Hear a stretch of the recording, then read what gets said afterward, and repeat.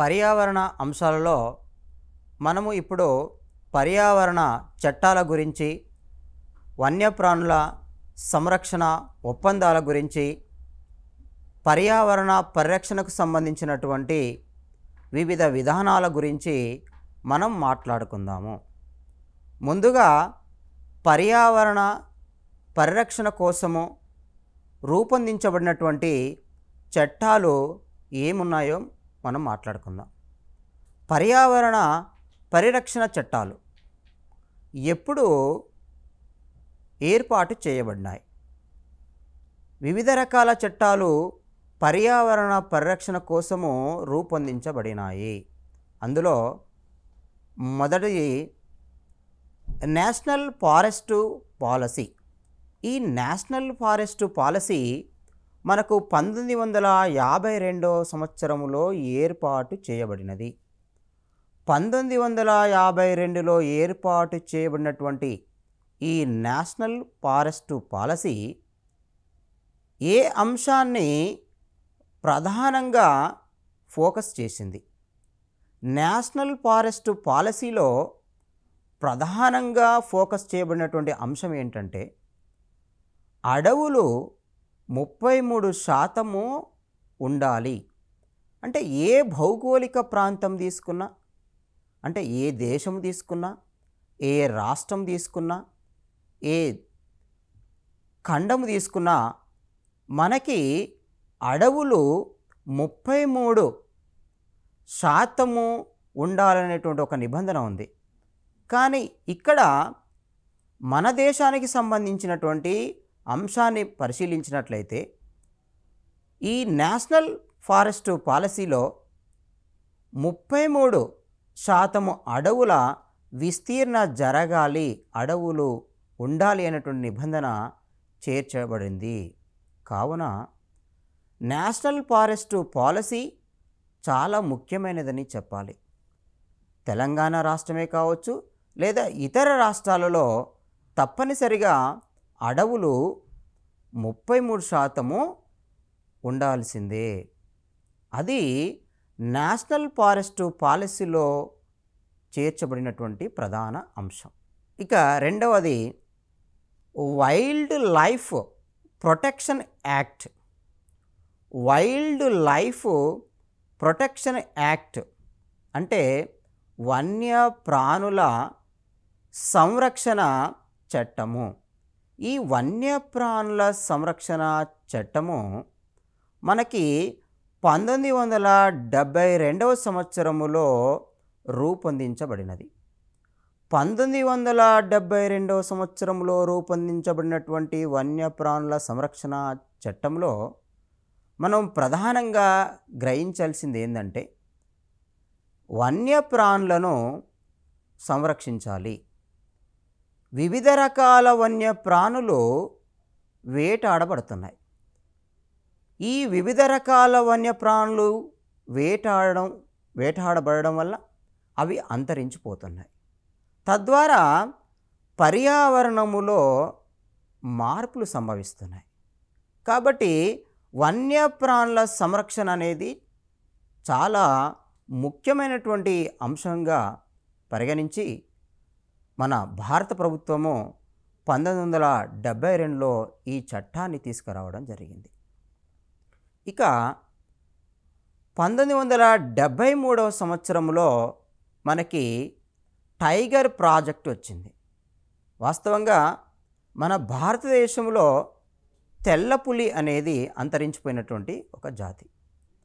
ఇక్కడ పులుల సంరక్షణ కోసము మనకి 1973 సంవత్సరంలో టైగర్ ప్రాజెక్టు రావడం జరిగింది. అంటే పులుల సంరక్షణ ప్రధాన ధ్యేయంగా ఏర్పాటైనటువంటి చట్టమే టైగర్ ప్రాజెక్టు. వన్యప్రాణుల సంరక్షణ కోసము ఏర్పాటైన చట్టము వైల్డ్ లైఫ్ ప్రొటెక్షన్ యాక్ట్ 1972. ఇక అడవుల విస్తీర్ణము 33% ఉండాలనేటువంటి విషయాన్ని స్పష్టీకరించినటువంటి పాలసీ నేషనల్ ఫారెస్ట్ పాలసీ 1952. ఆ తర్వాత ఇంకా వాటర్కి సంబంధించినటువంటి వాటర్ పొల్యూషన్కి సంబంధించినటువంటి చట్టాలు కాక పరిశీలించినట్లయితే ఈ water pollution prevention and control act కూడా మనకి 1974వ సంవత్సరంలో రావడం జరిగింది. Water pollution prevention and control act అంటే జల కాలుష్యము నివారణ నియంత్రణ చట్టం. జల కాలుష్యము నివారణ నియంత్రణ చట్టాన్ని 1974వ సంవత్సరంలో ఏర్పాటు చేయడం జరిగింది. అంటే జల కాలుష్యాన్ని కలిగించేటువంటి ఈ ఉద్గారాలను నియంత్రించడము అనేది దీని ప్రధాన ఉద్దేశమే కాకుండా నివారించడము కూడా మరొక ఉద్దేశం. అంటే జల కాలుష్యాన్ని కలిగించేటువంటి వివిధ ఉద్గారాలు, ఆ ఉద్గారాల పరిమాణాన్ని తగ్గించేటువంటి అంశాలు లేదా ఆ ఉద్గార నివారణ చర్యలకు సంబంధించిన అంశాలు ఈ చట్టంలో చేర్చబడినాయి. కాబట్టి water pollution prevention and control act 1974వ సంవత్సరంలో ఏర్పాటు చేయబడింది. ఆ తర్వాత ఈ జల సంరక్షణకు సంబంధించినటువంటిది లేదా నీటి వినియోగానికి సంబంధించినటువంటి చట్టాన్ని కాక తీసుకున్నట్లయితే అది వాటర్ సెస్ యాక్ట్. ఈ వాటర్ సెస్ యాక్ట్ అనేది 1977వ సంవత్సరంలో ఏర్పాటు చేయబడింది. ఒకటేమో water pollution prevention and control act 1974వ సంవత్సరంలో ఏర్పాటు చేయబడితే వాటర్ సెస్ యాక్ట్ అనేది మనకు 1977వ సంవత్సరంలో రావడం జరిగింది. అంటే ఇక్కడ రెండు, ఒకటేమో నీటి వినియోగం సంబంధించినటువంటిది, ఇక రెండవదేమో నీటి కాలుష్య నివారణ నియంత్రణకు సంబంధించినటువంటి చట్టమని మనము గుర్తుంచుకోవాలి. కాబట్టి ఇక్కడ చట్టాలు వాటి యొక్క ప్రధాన అంశాల గురించి మనము తెలుసుకోవడం అవసరము. అంతేకాకుండా అవి ఏర్పాటైనటువంటి సంవత్సరాలు కూడా గుర్తుంచుకోవడం కూడా చాలా అవసరం. ఆ తర్వాత సోషల్ ఫారెస్ట్ యాక్ట్. ఈ సోషల్ ఫారెస్ట్ యాక్ట్ అనేది 1978వ సంవత్సరంలో ఏర్పాటైనటువంటి చట్టము. సోషల్ ఫారెస్ట్ యాక్ట్ అనగానే మీకు ఏం గుర్తొస్తుంది? సోషల్ ఫారెస్ట్ యాక్ట్ అనేది సామాజిక అటవీ పెంపకానికి సంబంధించినటువంటిది. ఈ సామాజిక అటవీ పెంపకానికి సంబంధించినటువంటి ఈ యాక్టు ప్రధానంగా వివిధ రకాల మొక్కల పెంపకానికి సంబంధించినటువంటిది. వివిధ రకాల మొక్కల పెంపకం అంటే మరి ఎక్కడ వివిధ రకాల మొక్కల పెంపకం చేపట్టాలి అంటే ప్రధానంగా బంజరు భూములలో వివిధ రకాల మొక్కల పెంపకము, అంతేకాకుండా రోడ్లకు ఇరువైపులా వివిధ రకాల నీడనిచ్చేటువంటి అలంకరణ మొక్కలను పెంపకం, మరియు ఈ సామాజిక అటవీ పెంపకంలో మరి ఏ మొక్కలను ప్రధానంగా సిఫారసు చేయడం జరిగింది. ఇక్కడ మనం గుర్తుంచుకోవాల్సినవి కొన్ని మొక్కలను గాక చూసినట్లయితే, ఒకటి ల్యూసినా ల్యూకోసెఫాలా. సాధారణంగా మనకు ఈ ప్రోసోఫిస్ జాతులు మరియు బయోడీజిల్ మొక్కలు, ఇవి సామాజిక అటవీ పెంపకంలో ప్రధానంగా సిఫార్సు చేయబడినటువంటి మొక్కలు. ఒకటి సుబాబుల్, రెండవది ఈ ప్రోసోఫిస్ తుమ్మ జాతికి చెందినటువంటి జాతులు అని చెప్పవచ్చు. ఆ తర్వాత మనము బయోడీజిల్ మొక్కలు, గానుగ మొక్కలు, పెట్రో ప్లాంట్స్ అని పిలుస్తున్నాం. ఈ పెట్రో ప్లాంట్స్ ప్రోసోఫిస్ జాతులు, సుబాబుల్ జాతులు అప్పుడు సామాజిక అటవీ పెంపకములో సిఫారసు చేయబడినవి. కాబట్టి సోషల్ ఫారెస్ట్ యాక్ట్ 1978 ప్రకారము ఎక్కడైతే మనకు బంజరు భూములు ఉంటాయో లేదా సాగు చేయబడినటువంటి నేలలు ఉంటాయో ఆ ప్రాంతాలలో, ఆ ప్రదేశాలలో మొక్కల పెంపకము చేపట్టాలనేటువంటి నిబంధన చేర్చడం జరిగింది. కాబట్టి సోషల్ ఫారెస్ట్ యాక్ట్ అనేది ఈరోజు కూడా అమల్లో ఉన్నటువంటి చట్టం అని మనం గుర్తుపెట్టుకోవాలి. ఎందుకంటే తెలంగాణ రాష్ట్రము హరితహారము అనేటువంటి కార్యక్రమాన్ని చేపట్టడం జరిగింది. ఈ హరితహారం అనేటువంటి కార్యక్రమాన్ని యొక్క ముఖ్య ఉద్దేశం తీసుకున్నట్లయితే ఇక్కడ మనకు సోషల్ ఫారెస్ట్రీ ప్రధానంగా కనబడుతుంది. ఎందుకంటే ఎక్కడ బంజరు భూములు ఉంటాయో, సాగు చేయబడిన నేలలు ఉంటాయో, రోడ్లు ఉంటాయో లేదా ఇంటి ఆవరణ ప్రదేశాలలో మనకు ఈ చెట్ల పెంపకము లేదా మొక్కల పెంపక కార్యక్రమం విరివిగా చేపట్టడం జరుగుతుంది. అంటే ఇది సోషల్ ఫారెస్ట్ యాక్ట్లో ఉన్నటువంటి అంశానికి అనుగుణంగా జరుగుతున్న కార్యక్రమం అని కూడా మనం గుర్తుంచుకోవాలి.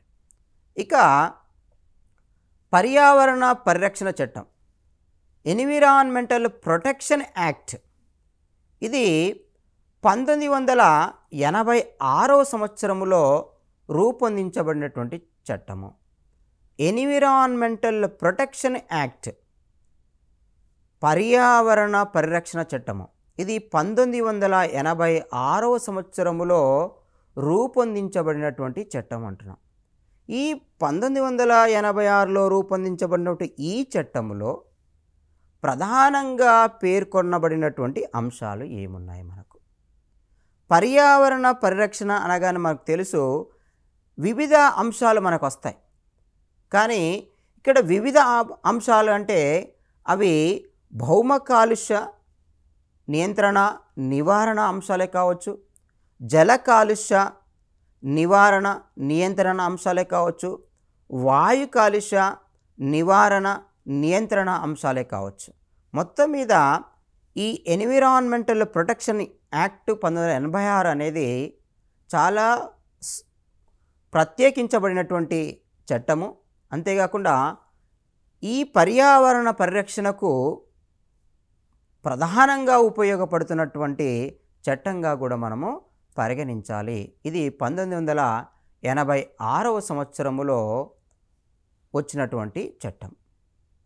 ఇప్పుడు మనము ఈ చట్టాల మీద వచ్చేటువంటి ప్రశ్నలు ఏ విధంగా ఉంటాయనేటువంటి విషయాన్ని గాక మనం మాట్లాడుకున్నట్లయితే అందులో ఉన్నటువంటి అంశాలను ప్రధానంగా తీసుకుంటారు.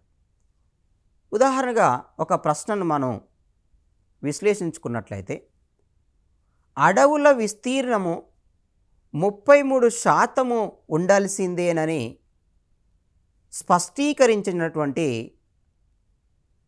చట్టము ఏమిటి? అడవుల శాతము 33% ఉండాల్సిందేనని స్పష్టీకరించిన చట్టము ఏమిటి? ఒకటి national forest policy 1952, 2 environmental protection act 1986, wild life protection act 1972, 4 ఏది కాదు. ఇక్కడ అంశం ఏంటిది? అడవుల శాతము 33% లేదా అడవుల విస్తీర్ణము లేదా అడవులు 33% ఉండాల్సిందేనని స్పష్టీకరించినటువంటి చట్టం అంటే నేషనల్ ఫారెస్ట్ పాలసీ 1952 అనేటువంటి విషయం మనకు తప్పనిసరిగా గుర్తు రావాలి. అప్పుడు మాత్రమే మనము ఆన్సర్ చేయగలం. కాబట్టి అభ్యర్థులు చట్టాలు రూపొందించబడినటువంటి సంవత్సరాలు, అంతేకాకుండా చట్టాలలో ఉన్నటువంటి ప్రధాన అంశమే. ఎందుకంటే లోతుగా అధ్యయనం చేయవలసిన అవసరం లేదు. కేవలము చట్టంలో ఉన్నటువంటి ప్రధానమైనటువంటి కాన్సెప్ట్ లేదా ఆ అంశాన్ని గుర్తుంచుకుంటే సరిపోతుంది. ఇంకా ఎయిర్ పొల్యూషన్ ప్రొటెక్షన్ యాక్ట్. ఈ air pollution prevention and control act అని కూడా దీన్ని చెప్పవచ్చు. Air pollution prevention and control act 1981వ సంవత్సరంలో రావడం జరిగింది. ఈ air pollution prevention and control act 1981లో మనము చేర్చబడినటువంటి అంశాల గురించి మాట్లాడుకుందాం. ఏమిటి మరి ఈ వాయు కాలుష్య నివారణ నియంత్రణ చట్టంలోని అంశాలు ప్రధానంగా అంటే, మనకి వాయు కాలుష్యాన్ని కలిగించేటువంటి అనుఘటకాలను నియంత్రించడం. అంటే వాయు కాలుష్యాన్ని కలిగించేటువంటి ఈ అనుఘటకాలు ప్రధానంగా SPM, సస్పెండెడ్ పార్టికులేట్ మ్యాటర్, అంటే గాలిలో తేలియాడేటువంటి రేణువులు లేదా పదార్థాలు ప్రధానంగా వాయు కాలుష్యానికి కారణమవుతున్నాయి. వివిధ పరిశ్రమల నుంచి విడుదల చేయబడుతున్నటువంటి 10 మైక్రాన్ల కంటే తక్కువ పరిమాణంలో ఉన్నటువంటి 10 మైక్రాన్ల కంటే తక్కువ పరిమాణంలో ఉన్నటువంటి ఈ సస్పెండెడ్ పార్టికులేట్ మ్యాటర్ లేదా గాలిలో తేలియాడే రేణువులు ప్రధానంగా వాయు కాలుష్యానికి కారణమవుతున్నాయి అనేటువంటి విషయము స్పష్టం చేయబడింది.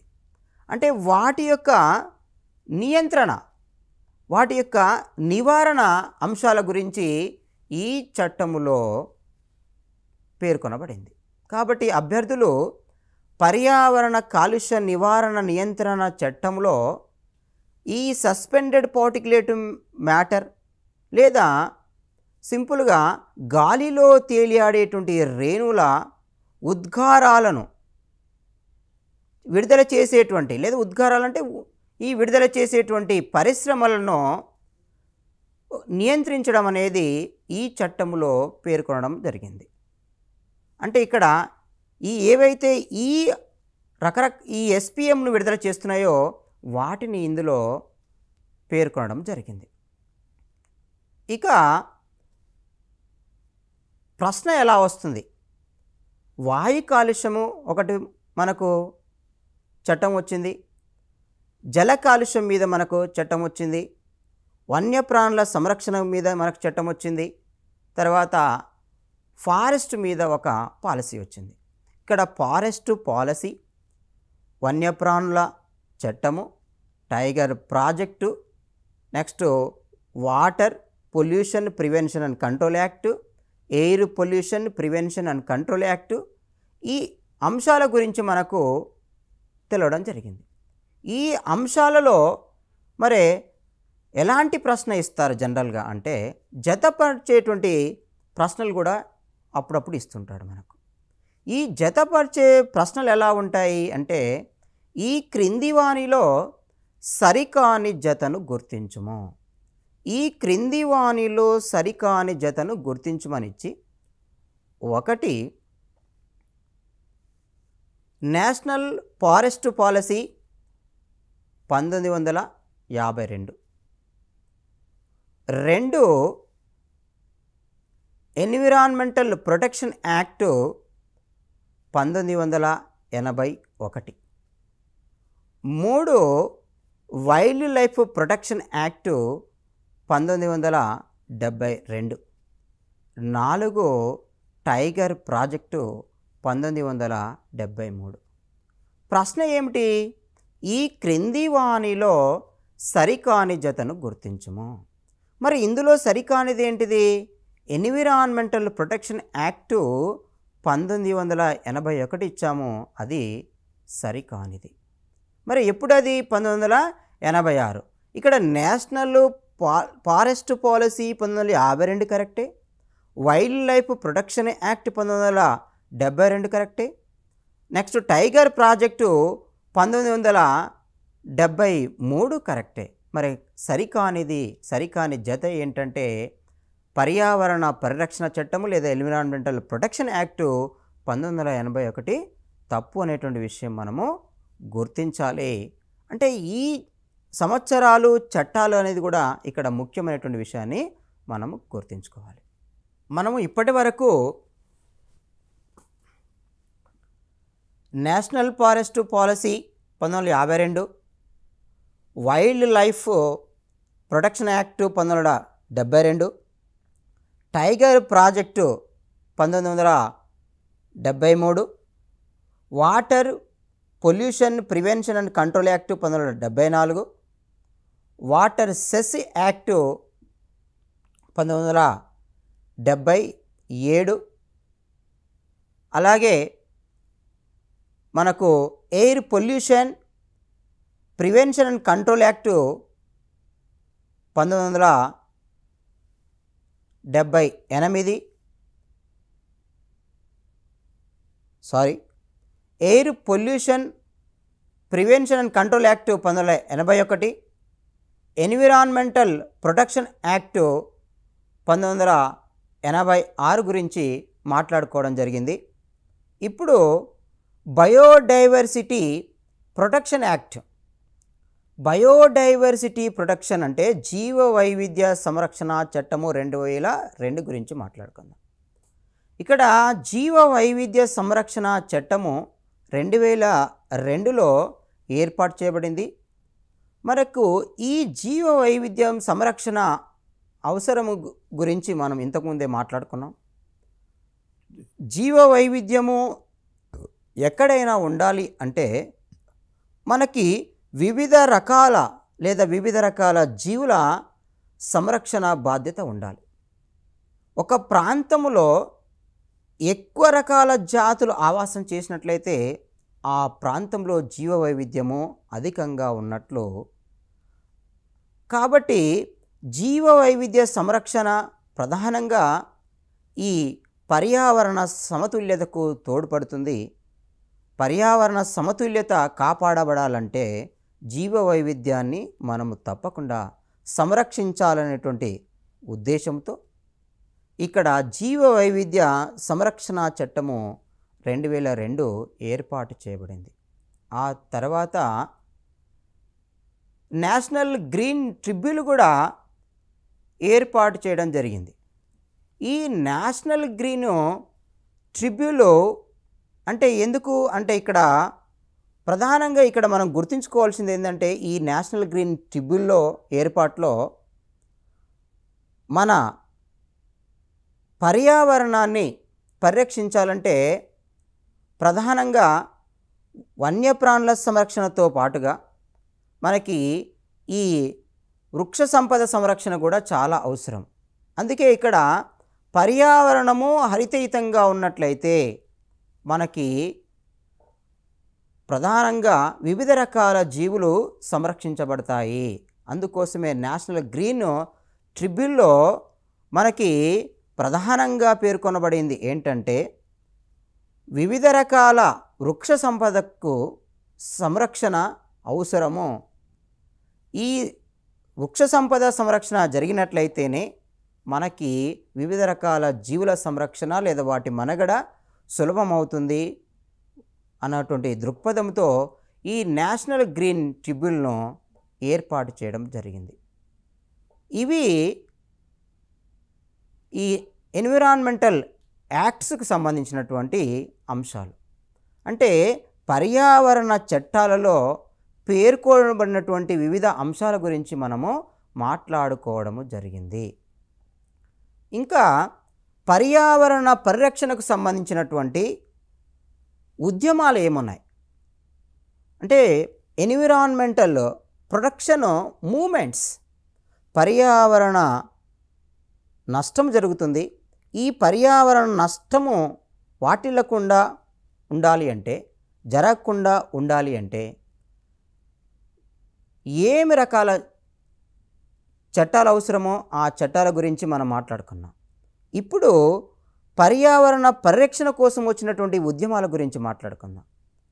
మొదటగా చిప్కో ఉద్యమము పర్యావరణ పరిరక్షణ కోసము 1973వ సంవత్సరంలో వచ్చినటువంటి ఉద్యమము చిప్కో మూమెంట్. చిప్కో అంటే హగ్గింగ్, అంటే మొక్కను హత్తుకొని సంరక్షిస్తాము అనేటువంటి ఒక విషయాన్ని లేదా ఒక నినాదాన్ని 1973 సంవత్సరంలో సుందర్లాల్ బహుగుణ ఆధ్వర్యంలో వచ్చినటువంటి ఉద్యమమే చిప్కో ఉద్యమం. ఇది తేరీ డ్యామ్కి వ్యతిరేకంగా తయారైనటువంటి లేదా వచ్చినటువంటి ఉద్యమంగా మనము గుర్తుంచుకోవాలి. అంటే సుందర్లాల్ బహుగుణ నాయకత్వంలో తేరీ డ్యామ్కు వ్యతిరేకంగా వచ్చినటువంటి ఈ ఉద్యమమే చిప్కో ఉద్యమం. ఇది ప్రధానంగా మొక్కల సంరక్షణకు సంబంధించిన ఉద్యమం అని మనం పరిగణించాలి. ఎందుకంటే చిప్కో అంటే హగ్, అంటే దేన్ని వాళ్ళు మరి అల్లుకుంటారు లేదా హత్తుకుంటారు అంటే మొక్కను నరికివేయకుండా, మొక్కను తొలగించకుండా వాళ్ళు ఆ మొక్కను ఆలింగనం చేసి సంరక్షించేటువంటి బాధ్యతను వాళ్ళు అక్కడ చూపడం జరిగింది. అందుకే చిప్కో మూమెంటు మన భారతదేశంలో ఒక ప్రత్యేక ఉద్యమంగా మనము పరిగణించాలి. ఇక ఆ తర్వాత అప్పికో మూమెంట్, ఒకటి చిప్కో సుందర్లాల్ బహుగుణ ఆధ్వర్యంలో వచ్చింది, అది తేరీ డ్యామ్కి సంబంధించినటువంటి ఉద్యమం అని గుర్తుపెట్టుకున్నాం. రెండవది అప్పికో మూమెంట్. ఈ అప్పికో మూమెంట్ అనేది కర్ణాటక రాష్ట్రములో వచ్చినటువంటి ఉద్యమం. మరి ఈ అప్పికో మూమెంట్లో ప్రధానమైనటువంటి ఉద్దేశం ఏంటంటే మొక్కల సంరక్షణకు సంబంధించిన ఉద్యమంగా మనము పరిగణించాలి. వన సంరక్షణ సంబంధించినటువంటి ఉద్యమంగా మనం పరిగణించాలి. ఇది కూడా అంటే అంతేకాకుండా ఎఫారెస్టేషన్కి సంబంధించిన ఉద్యమం కూడా మనం దీన్ని పరిగణించాలి. ఎఫారెస్టేషన్ అంటే మొక్కల పెంపకానికి సంబంధించినటువంటి వివిధ రకాల మొక్కల పెంపకానికి సంబంధించినటువంటి ఉద్యమం కూడా మనము గుర్తుంచుకోవాలి. దీన్ని అప్పికో మూమెంట్ అని పిలుస్తున్నాము. ఈ అప్పికో మూమెంటు కర్ణాటక రాష్ట్రంలో వచ్చినటువంటి ఉద్యమం. ఇక ఆ తర్వాత మనకు బిస్నాయి ఉద్యమం. ఈ బిస్నాయి ఉద్యమం అనగానే మనకు సోమ్వాజీ అనేటువంటి ఒక వ్యక్తి గుర్తొస్తాడు. బిస్నాయి మూమెంట్, ఈ బిస్నాయి ఉద్యమం ఎక్కడ జరిగింది అంటే రాజస్థాన్లో జరిగింది. అంటే ఇది 20వ శతాబ్దంలో జరిగిన ఉద్యమం కాదు, ఇది సుమారు 400 సంవత్సరాల క్రితము రాజస్థాన్లో జరిగినటువంటి ఉద్యమంగా పేర్కొంటాం. ఈ బిస్నాయి ఉద్యమము రాజస్థాన్లో జరిగిన ఉద్యమం. ఇది సోంబాజీ ఆధ్వర్యంలో నిర్వహించబడినటువంటి ఉద్యమం. ఇది కూడా పర్యావరణ పరిరక్షణకు సంబంధించినటువంటి ఉద్యమంగా మనము పేర్కొంటాము. ఆ తర్వాత మనకి ఇక నర్మదా బచావో ఉద్యమం. ఇక నర్మదా నది మీద నిర్మించతలపెట్టినటువంటి సర్దార్ సరోవర్ ప్రాజెక్టుకు వ్యతిరేకంగా రూపొందించబడినటువంటి లేదా వచ్చినటువంటి ఉద్యమమే నర్మదా బచావో ఉద్యమము. ఈ నర్మదా బచావో ఉద్యమము మరి ఎవరి ఆధ్వర్యంలో నడిచింది? ప్రధానంగా మేథా పాట్కర్ అలాగే బాబా ఆమ్టే గారి ఆధ్వర్యంలో ఈ నర్మదా బచావో ఉద్యమం రావడం జరిగింది. అంటే నర్మదా బచావో ఉద్యమంలో ప్రధానంగా తీసుకోవాల్సింది ఏంటంటే నర్మదా నదిపై నిర్మించదలపెట్టినటువంటి సర్దార్ సరోవర్ ప్రాజెక్టే కాకుండా ఇక్కడ వన సంరక్షణ, పర్యావరణ సంరక్షణ అనేటువంటి విషయాన్ని మనం గుర్తుంచుకోవాలి. ఈ వన సంరక్షణ లేదా జీవ సంరక్షణ సంబంధించినటువంటి ఉద్యమం కూడా దీన్ని మనము పరిగణించాలి. ఇలా ఎన్విరాన్మెంటల్ ప్రొటెక్షన్కు సంబంధించినటువంటి ఉద్యమాల గురించి మాట్లాడుతున్నట్లయితే ఇందులో మనకు ప్రధానంగా చిప్కో మూమెంట్ గురించి మాట్లాడుకున్నాము. ఇది తేరీ డ్యామ్కి సంబంధించినటువంటి ఉద్యమము, సుందర్లాల్ బహుగుణ అనుకున్నాము. రెండవది అప్పికో మూమెంటు, ఇది కర్ణాటక రాష్ట్రానికి సంబంధించినటువంటి ఉద్యమం అనుకున్నాము. ఇది కూడా వన సంరక్షణకు సంబంధించినటువంటి ఉద్యమే. చిప్కో మూమెంట్ కూడా వన సంరక్షణకు సంబంధించింది ప్రధానంగా. అప్పికో మూమెంట్ కూడా వన సంరక్షణతో పాటుగా వన పెంపకము అంటే మొక్కల పెంపకానికి సంబంధించినటువంటి లేదా ఎఫారెస్టేషన్ అంటే మొక్కల పెంపకం ద్వారా అడవులను రూపొందించేటువంటి ప్రక్రియ ఎఫారెస్టేషన్. ఆ తర్వాత మనకు బిస్నాయి ఉద్యమము, ఆ తర్వాత మనకు ఈ నర్మదా బచావో ఉద్యమం, అంతేకాకుండా సైలెంట్ వ్యాలీ మూమెంట్. ఈ సైలెంట్ వ్యాలీ మూమెంట్ కూడా మనకి ఎక్కడ జరిగింది అంటే కేరళలో జరిగింది. ఈ సైలెంట్ వ్యాలీ మూమెంటు మనకు కేరళ రాష్ట్రంలో జరిగింది.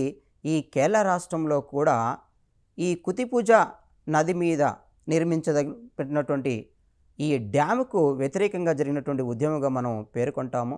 ఇక్కడ కూడా మనకు జీవ సంరక్షణ లేదా వన సంరక్షణకు సంబంధించినటువంటి అంశముగా మనము గుర్తుపెట్టుకోవాలి. ఇలా వన సంరక్షణ, జీవ సంరక్షణ లేదా పర్యావరణ సంరక్షణ అంశాలు ఈ ఉద్యమాల్లో కనబడుతున్నాయి. అది చిప్కో ఉద్యమం తీసుకున్నా, అప్పికో ఉద్యమం తీసుకున్నా, మనకి ఈ బిస్నాయ్ ఉద్యమం తీసుకున్నా, సైలెంట్ వ్యాలీ ఉద్యమం తీసుకున్నా, అలాగే నర్మదా బచావో ఉద్యమం తీసుకున్నా, ఇక్కడ జీవ పర్యావరణ సంరక్షణ అంశాలే లేదా మనకు ప్రధానంగా ఉద్యమాలే కనబడుతున్నాయి.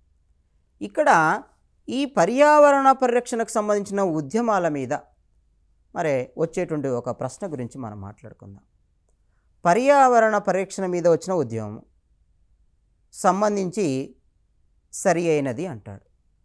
పర్యావరణ పరిరక్షణకు కోసం వచ్చినటువంటి ఉద్యమానికి సంబంధించి సరి అయినది ఒకటి చిప్కో ఉద్యమం, రెండవది అప్పికో ఉద్యమం, మూడవది సైలెంట్ వ్యాలీ మూమెంట్, నాలుగవది పైవన్నీ. ఇక్కడ చిప్కో ఉద్యమమైనా, అప్పికో ఉద్యమమైనా, సైలెంట్ వ్యాలీ మూమెంట్ అయినా మనకు పర్యావరణ పరిరక్షణ అనేటువంటి అంశాన్ని మనకు పరోక్షంగా స్పష్టీకరణ చేస్తున్నాయి. కాబట్టి ఆన్సర్ మనం పైవన్నీ అనేటువంటి విషయాన్ని గుర్తుపెట్టుకోవాలి. ఇవి పర్యావరణ పరిరక్షణ కోసము వచ్చినటువంటి ఉద్యమాలకు సంబంధించినటువంటి అంశాలు. మొదటిది పర్యావరణ పరిరక్షణ చట్టాలు మాట్లాడుకున్నాం. రెండవది పర్యావరణ పరిరక్షణ కోసం వచ్చినటువంటి ఉద్యమాల గురించి మాట్లాడుకున్నాం. ఇప్పుడు ఈ వన్యజీవి సంరక్షణకు సంబంధించినటువంటి వైల్డ్ లైఫ్ కన్జర్వేషన్కి సంబంధించినటువంటి ఒప్పందాల గురించి మాట్లాడుకుందాం. వన్యజీవి సంరక్షణ ఒప్పందాల గురించి మాట్లాడుకుందాం. వైల్డ్ లైఫ్ కన్జర్వేషన్ సంబంధించినటువంటి ఒప్పందాల గురించి మాట్లాడుకుందాం. మొదటిది మ్యాబ్ ఒప్పందం, అంటే మ్యాన్ అండ్ బయోస్పియర్. ఈ మ్యాన్ అండ్ బయోస్పియర్ ఒప్పందము 1971లో వచ్చినటువంటి ఒప్పందం. ఈ 1971లో వచ్చినటువంటి ఈ ఒప్పందంలో మనము ప్రధానంగా గుర్తుంచుకోవాల్సింది ఏంటంటే బయోస్పియర్ రిజర్వుల ఏర్పాటు ద్వారా వివిధ రకాల వన్యజీవులను సంరక్షించడం అనేటువంటి విషయాన్ని మీరు గుర్తుపెట్టుకోవాలి. మ్యాబ్ ఒప్పందం అంటే మ్యాన్ అండ్ బయోస్పియర్ ఒప్పందంలో మీరు గుర్తుంచుకోవాల్సిన అంశం ఏంటంటే వివిధ రకాల బయోస్పియర్ల ఏర్పాటు ద్వారా వన్యజీవులను సంరక్షించడము. ఇది 1971వ సంవత్సరంలో వచ్చినటువంటి ఒప్పందంగా మీరు గుర్తుంచుకోవాలి. ఇక రెండవది WWFN ఒప్పందం, world wild life fund for nature. World wild life fund for nature. ఈ WWFN ఒప్పందం అనేది ఏంటంటే ప్రపంచవ్యాప్తంగా వన్యప్రాణుల సంరక్షణ కోసము నిధులు సేకరించి వాటిని సంరక్షించేటువంటి బాధ్యత తీసుకోవడం.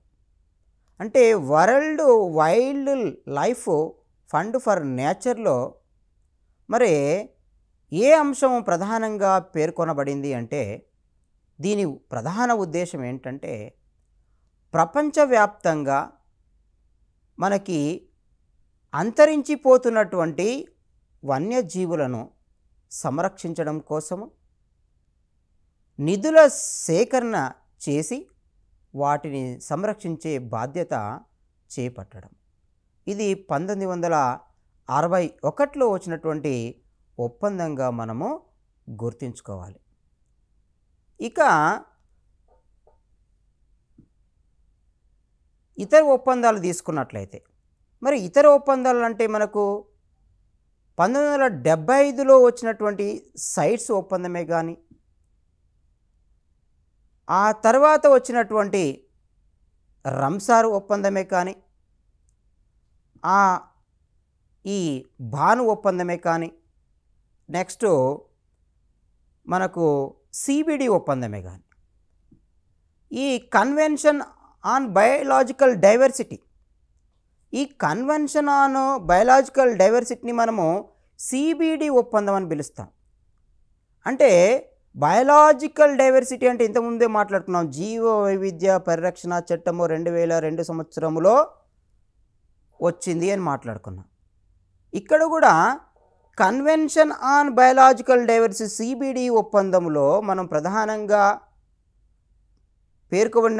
పేర్కొనబడిన అంశం ఏమిటంటే జీవ వైవిధ్యాన్ని సంరక్షించాలి. అంటే జీవ వైవిధ్యాన్ని సంరక్షించడం కోసము అంతర్జాతీయంగా ఒక ఒప్పందం జరిగింది. అది మనకు సిబిడిగా మనము పరిగణించాలి. అంటే మొత్తం మీద వన్యప్రాణుల సంరక్షణ కోసము సంబంధించినటువంటి ఒప్పందాల్లో ప్రధానంగా మనకి ఒకటి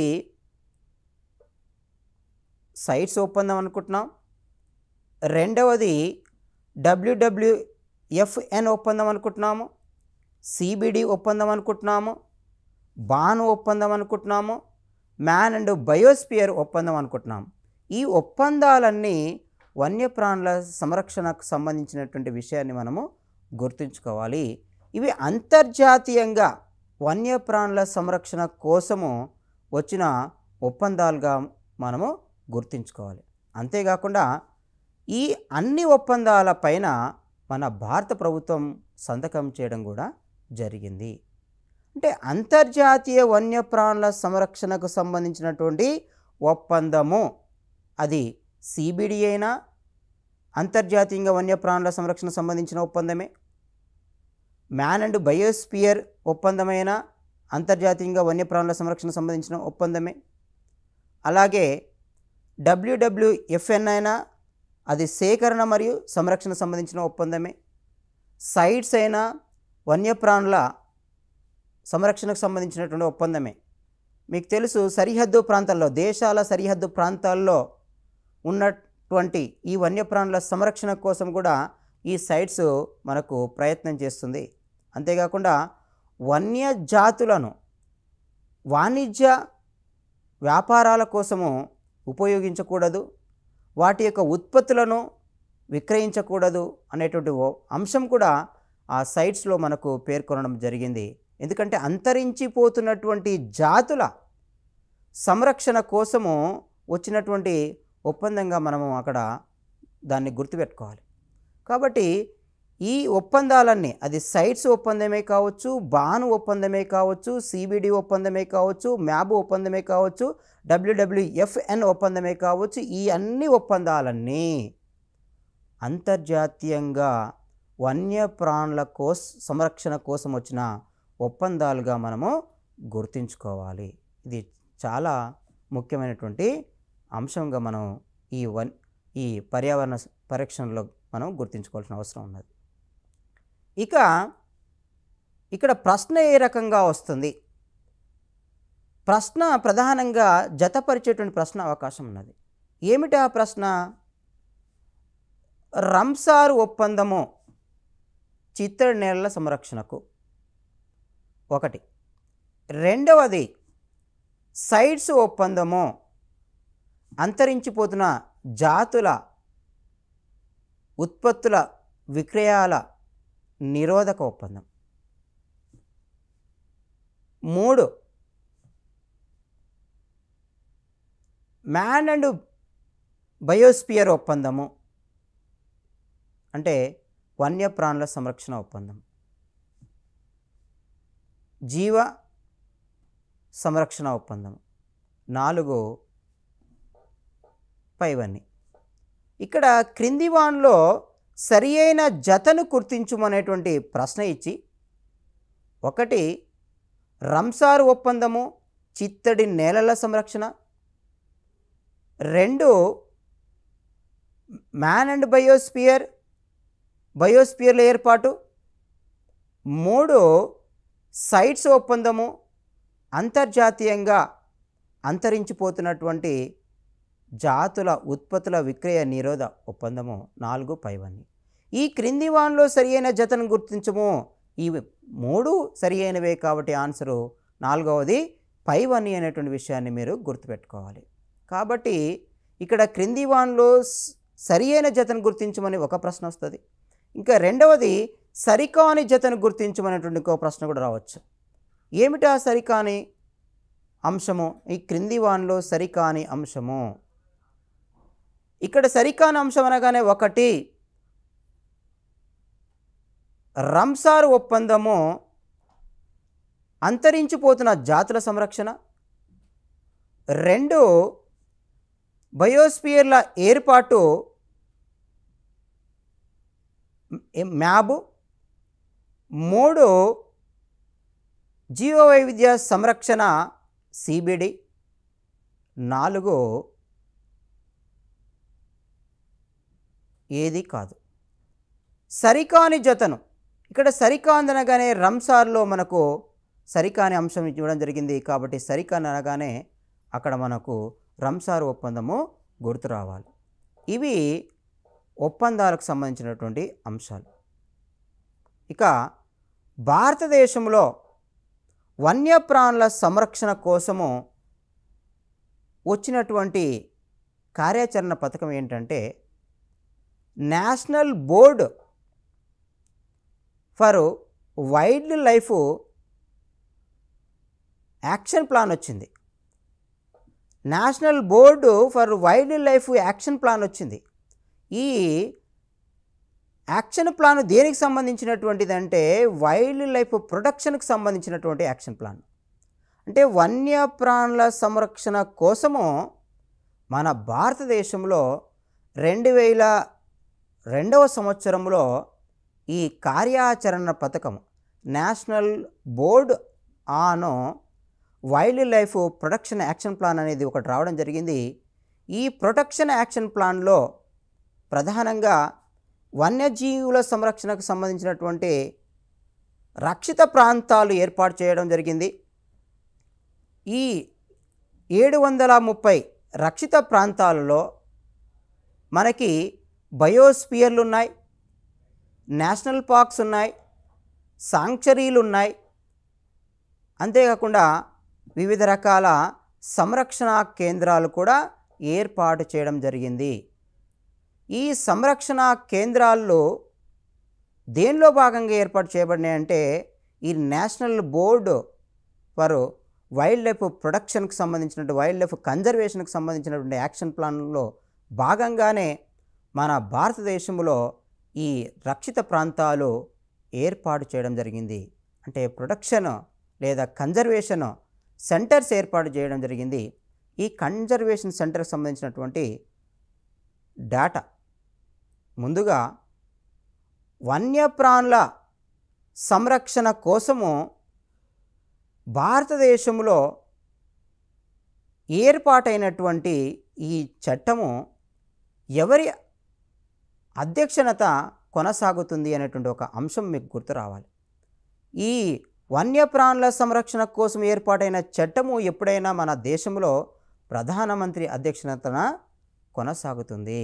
కాబట్టి national board wild life protection act కానీ ప్రొటెక్షన్ సంబంధించినటువంటి యాక్షన్ ప్లాన్ కానీ ఎవరి ఆధ్వర్యంలో అంటే ఎవరి అధ్యక్షతన కొనసాగుతుంది అంటే మనకు ప్రధానమంత్రి అధ్యక్షతన కొనసాగుతుందనే విషయం మీకు గుర్తు రావాలి.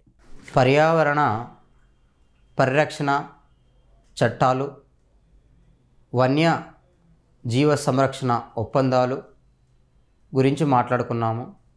ఇప్పుడు పర్యావరణ పరిరక్షణ కోసము వేస్ట్ ఒక రీసోర్స్గా ఎలా ఉపయోగించుకోవచ్చు, ఒక రీసోర్స్గా ఎలా తయారు చేసుకోవచ్చు అనేటువంటి అంశాల గురించి మాట్లాడుకుందాం. ముందుగా మనము సాలిడ్ వేస్ట్ మేనేజ్మెంట్ కానీ, సీవేజ్ వేస్ట్ ట్రీట్మెంట్ కానీ, అలాగే ఎన్విరాన్మెంటల్ పొల్యూషన్, ఈ పొల్యూటెంట్స్ కంట్రోలింగ్, తర్వాత ఈ డిజాల్వింగ్ గురించి మాట్లాడుకుందాం. ముందుగా మనము waste prepared as a resource గురించి మాట్లాడుకుందాం. మనము waste used as a resource అనగానే వెంటనే మనకు కంపోస్టింగ్ గుర్తొస్తుంది. కంపోస్టింగ్ ఎలా చేయాలి అంటే, సాలిడ్ వేస్ట్ మేనేజ్మెంట్లో మనం కంపోస్టింగ్ అనేటువంటి ప్రక్రియ చాలా ముఖ్యమైన ప్రక్రియగా మాట్లాడుకుంటాం. కంపోస్టింగ్ అనేది ఒక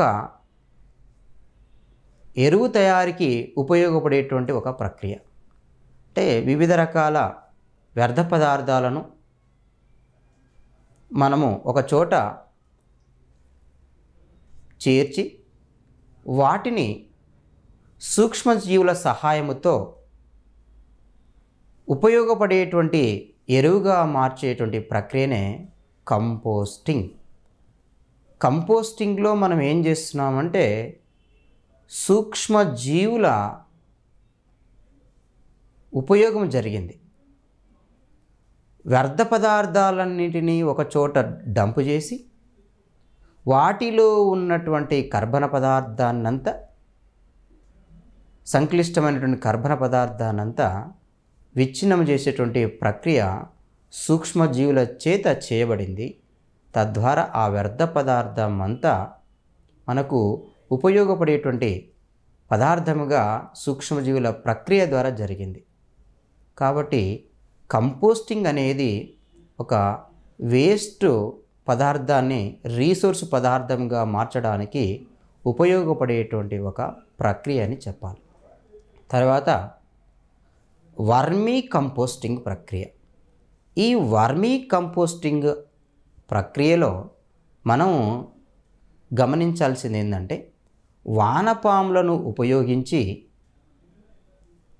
ఘనమైనటువంటి ఈ వ్యర్థ పదార్థాలన్నింటినీ, చెత్త చెదారము లేదా ఇతర ఈ సెల్యులోజ్ సంబంధించినటువంటి వ్యర్థ పదార్థాలన్నింటినీ మనము బెడ్స్గా మార్చుకొని వాటి సహాయంతో, ప్రధానంగా వానపాముల సహాయంతో వాటిని ముక్కలు ముక్కలుగా లేదా విచ్ఛిన్నం చేసేటువంటి ప్రక్రియని మనము వర్మీ కంపోస్ట్ అని పిలుస్తున్నాం.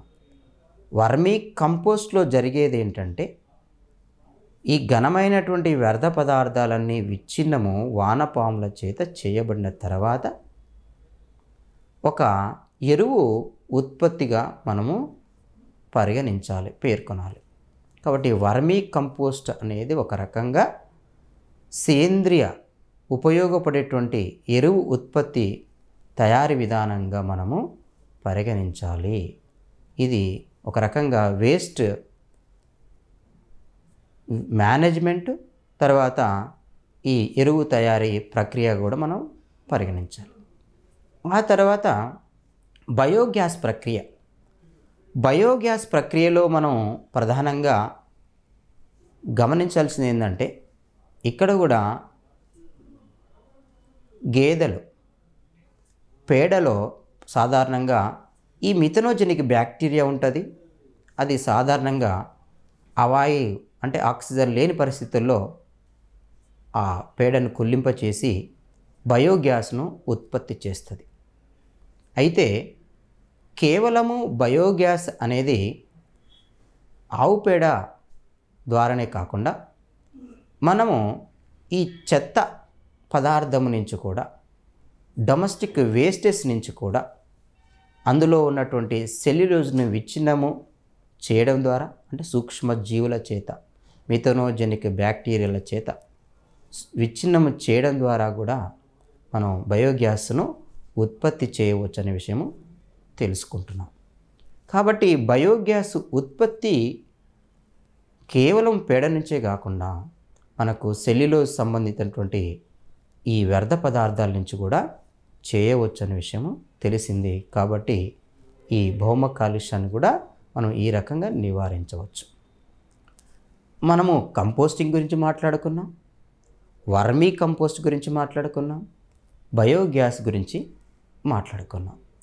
బయోగ్యాస్ అనేది ఒక ఇంధన వనరు అనేటువంటి విషయాన్ని మీరు గుర్తుపెట్టుకోవాలి. మరి బయోగ్యాస్ ఉత్పత్తి అనేది కేవలము మనకు సెల్యులోజ్ సంబంధిత పదార్థాల విచ్ఛిన్నం ద్వారా అనుకుంటున్నాము. అయితే ఇక్కడ సీవేజ్ ట్రీట్మెంట్లో కూడా మనకు ప్రైమరీ ట్రీట్మెంట్, సెకండరీ ట్రీట్మెంట్ ద్వారా యాక్టివేటెడ్ స్లడ్జ్ వస్తుంది. ఆ స్లడ్జు ఘన పదార్థంగా ఉన్నటువంటి ఆ స్లడ్జు ఈ అవాయు జీవుల ద్వారా విచ్ఛిన్నం చేస్తే బయోగ్యాస్ ఉత్పత్తి అవుతుంది. అది ఇంధనంగా ఉపయోగించబడుతుంది అనేటువంటి విషయము మీరు గుర్తుంచుకోవాలి. ఇది వేస్ట్ మేనేజ్మెంట్. ఇక సీవేజ్ ట్రీట్మెంట్లో మనం ప్రధానంగా ప్రైమరీ ట్రీట్మెంట్ అంటే భౌతికంగా అందులో ఉన్నటువంటి పదార్థాలను ఫిల్ట్రేషన్ చేసి తొలగించడము, సెడ్మెంటేషన్ చేసి తొలగించడము అని ఫిజికల్ ట్రీట్మెంట్లో, ప్రైమరీ ట్రీట్మెంట్లో మాట్లాడుకుంటాం. సెకండరీ ట్రీట్మెంట్ అనగానే మనకు బయలాజికల్ ట్రీట్మెంట్ అంటాము. ఫ్లాక్స్ అంటే సూక్ష్మజీవుల సమూహాన్ని ఉపయోగించి ఆక్సిజన్ అందించి అందులో ఉన్నటువంటి ఈ బీఓడి విలువను తగ్గించి అది కలుషితాన్ని తగ్గించేటువంటి ప్రక్రియని మనము ఈ సెకండరీ ట్రీట్మెంటు లేదా మనం బయలాజికల్ ట్రీట్మెంట్ అని ఈ సీవేజ్ ట్రీట్మెంట్లో మాట్లాడుకుంటాం. ఇంకా సులభంగా సీవేజ్ ట్రీట్మెంట్ చేసేటువంటి విధానాలు ఏమున్నాయి? ఈ స్మాల్ స్కేల్ ట్రీట్మెంట్ విధానాలు ఏమున్నాయి? ఈ స్మాల్ ట్రీట్మెంట్ విధానాల్లో మొదటిది సెస్పూల్స్ వాడడం. ఈ సెస్పూల్స్ను ఉపయోగించి కూడా మనము సీవేజ్ ట్రీట్మెంటు చేయవచ్చును. అంటే ఒక చిన్న పరికరంలోకి లేదా ఆ పాత్రలోకి ఈ సీవేజ్ను పంపించి అక్కడ ఫిల్ట్రేషనే కావచ్చు లేదా అందులో ఉన్న వ్యర్థాలను తొలగించేటువంటి ప్రక్రియను మనము సెస్పూల్ ప్రక్రియగా, ఇది స్మాల్ స్కేల్ సీవేజ్ ట్రీట్మెంట్ ప్రక్రియగా పేర్కొంటాం. ఆ తర్వాత సెప్టిక్ ట్యాంక్స్ కూడా స్మాల్ స్కేల్ సీవేజ్ ట్రీట్మెంట్లో ఉపయోగించేటువంటి ప్రక్రియ అని చెప్పవచ్చు. సెప్టిక్ ట్యాంక్స్ అంటే మనకు సాధారణంగా డొమెస్టిక్ వేస్టెస్, నెక్స్ట్ మన ఈ డెఫికేషన్, ప్రధానంగా ఈ విసర్జన పదార్థాల నిర్వహణ మనకు సెప్టిక్ ట్యాంక్స్ ద్వారా జరుగుతుంది. ఇది కూడా స్మాల్ స్కేల్ సీవేజ్ ట్రీట్మెంట్గా మనం పేర్కొంటాం. ఇంకా ఎన్విరాన్మెంటల్ ప్రొడక్షన్కి సంబంధించినటువంటి అంశాల గురించి మాట్లాడుకున్నట్లయితే మనకు ప్రధానంగా కనబడేవి ఫర్మెంటేషన్, లీచింగ్.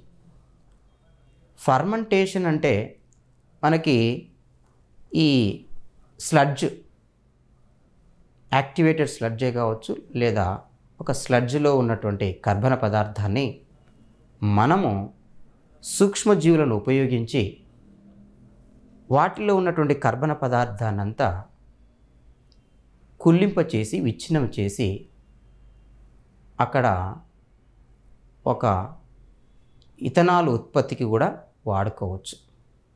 అంటే విచ్ఛిన్నం చేసేటువంటి ప్రక్రియ అని మనం పేర్కొంటాం. సాధారణంగా ఫెర్మెంటేషన్ అంటే కిణ్వన ప్రక్రియ, కర్బన పదార్థాన్ని ఆల్కహాల్గా మార్చే ప్రక్రియ అని మనకు తెలుసు. ఇక్కడ కూడా ఈ స్లడ్జ్ను ఫర్మెంటేషన్ ద్వారా విచ్ఛిన్నము చేసి మనము ఎనర్జీకి సంబంధించినటువంటి ఈ సోర్స్ను ఉత్పత్తి చేయవచ్చును. మనకు ఇథనాల్ ఉత్పత్తి ఉంది. ఇథనాల్ అనేది ఒక రకంగా శక్తి వనరు అనేటువంటి విషయం మనము గుర్తుంచుకోవాలి. ఎందుకంటే గ్యాసోహాల్, ఈ గ్యాసోహాల్లో మనము ఉపయోగించేటువంటి ఈ అనుఘటకాలు ఏంటంటే పెట్రోల్ మరియు ఇథనాల్. పెట్రోల్ మరియు ఇథనాల్ కలిపితేనే మనకు గ్యాసోహాల్. ఇది పెట్రోల్కు ప్రత్యామ్నాయంగా ఉపయోగించేటువంటి ఒక ఇంధన వనరు. అట్లాగే లీచింగ్. ఈ లీచింగ్ అంటే ఏంటిది అంటే మనకి ఆ వ్యర్థ పదార్థాలను విచ్ఛిన్నం చేసేటువంటి ఒక ప్రక్రియ అనేటువంటి విషయాన్ని మనము గుర్తుంచుకోవాలి. సాధారణంగా కాపర్ లీచింగ్, యురేనియం లీచింగ్ అని పిలుస్తుంటాం. అంటే ఇక్కడ మనకు వ్యర్థ పదార్థాల విచ్ఛిన్నము ఒక ప్రక్రియ అనుకుంటున్నాము.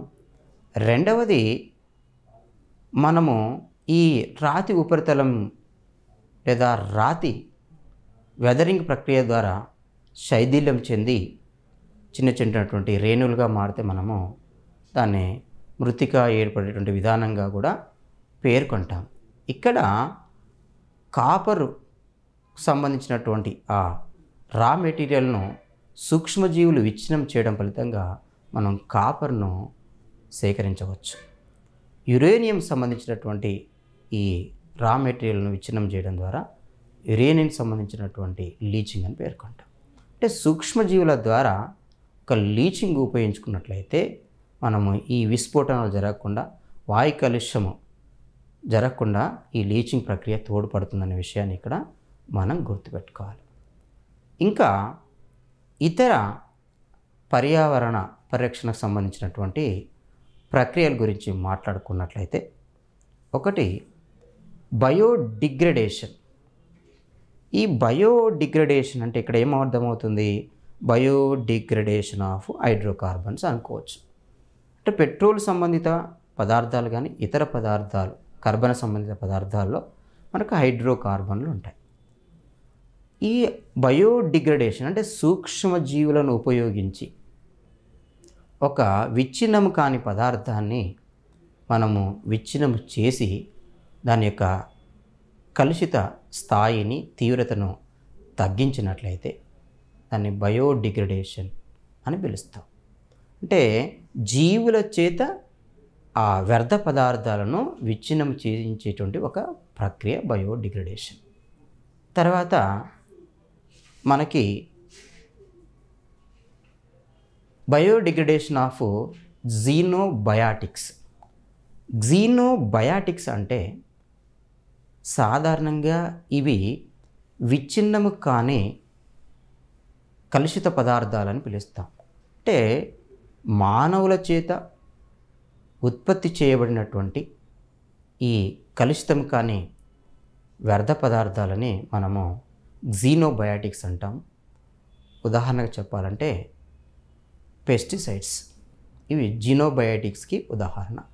ఇవి సాధారణంగా విచ్ఛిన్నము చెందినటువంటివి, కాలుష్యాన్ని కలిగించేటువంటి పదార్థాలు. ఇవి సూక్ష్మజీవుల చేత కూడా విచ్ఛిన్నం చేయబడతాయి. కాబట్టి జీనోబయాటిక్స్ అనేటువంటి ఈ కలుషిత పదార్థాలని మనము సూక్ష్మజీవుల చేత విచ్ఛిన్నము చెందింపజేసి పర్యావరణాన్ని పరిరక్షించవచ్చు, పర్యావరణాన్ని మనం కాపాడవచ్చు.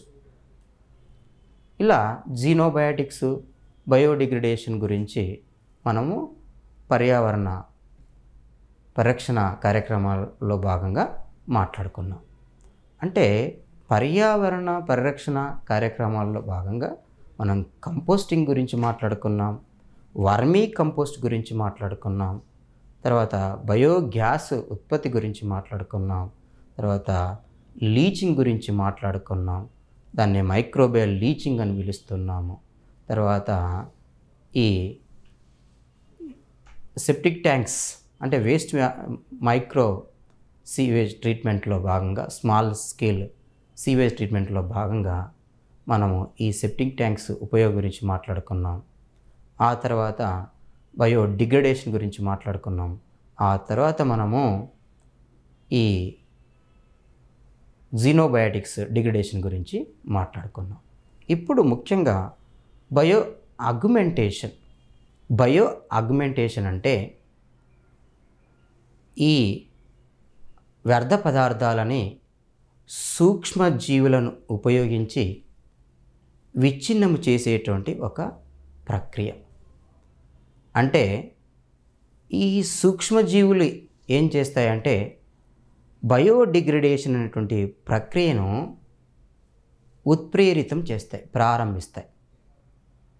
అంటే ఈ వ్యర్థ పదార్థాలని విచ్ఛిన్నము చేయడం కోసము సూక్ష్మజీవులను ఒక ఉత్ప్రేరక కారకాలుగా వాడుకొని ఆ వ్యర్థ పదార్థాలను విచ్ఛిన్నం చేసేటువంటి విధానాన్ని మనము బయో ఆగ్మెంటేషన్ అని పిలుస్తాము.